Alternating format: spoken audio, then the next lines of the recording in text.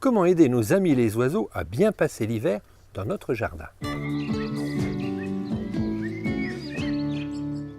Mais avant de nourrir les oiseaux dans le jardin, il faut déjà être respectueux de l'environnement. Pour ça, dans votre jardin, il est important d'avoir des arbustes à baies. Prenons quelques exemples.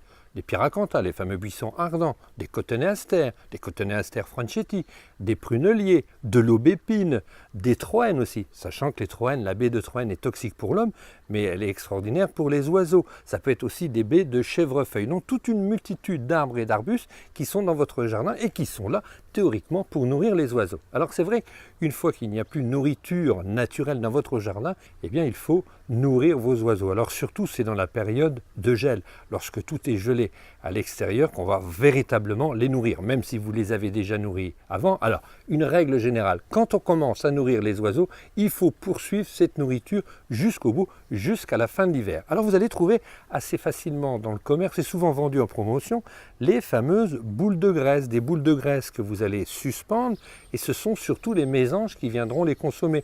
Il y aura pourquoi pas quelques cistelles torche-peau aussi qui viendront se rassasier. Et lorsque la mésange va picorer sur ces boules de graisse, il y a d'autres petites graines qui vont tomber par terre, et puis ce sont les bouvreuils d'autres oiseaux, ou pourquoi les moineaux qui viendront s'en nourrir. Vous trouvez aussi facilement des graines de tournesol. Alors s'il y a beaucoup de mésanges dans votre secteur, eh bien les graines de tournesol seront consommées à une vitesse grand V par les mésanges. Il existe aussi des mélanges de graines dans le commerce, souvent appelés les oiseaux du ciel. Alors l'avantage de ces graines, c'est qu'elles vont permettre d'attirer tout un tas d'oiseaux. On a déjà évoqué les mésanges, mais là ça va vous attirer des bouvreuils, des verdriers, des moineaux aussi qui viendront au pied, les tourterelles qui viendront roucouler au pied de ces graines.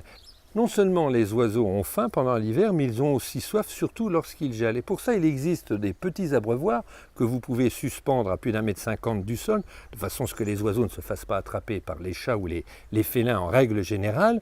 Ou sinon, vous mettez tout simplement une assiette au milieu de votre balcon, de votre terrasse, et les oiseaux viendront consommer, viendront boire cette eau. Surtout, ne salez jamais l'eau pour empêcher qu'elle gèle, c'est très néfaste pour les oiseaux. Puisqu'on parle du sel, jamais il ne faut mettre du sel dans les nourritures. Par exemple, les déchets de pain sont très néfastes, et surtout jamais de mettre de cacahuètes salées, c'est très mauvais pour les oiseaux. Et puis pour terminer, ne confondez jamais mangeoire et nichoir. Les nichoirs, vous les poserez à partir du mois de février. Vous aimez les oiseaux, vous aimez la nature, vous aimez protéger la nature, pourquoi ne pas devenir un jour refuge LPO ?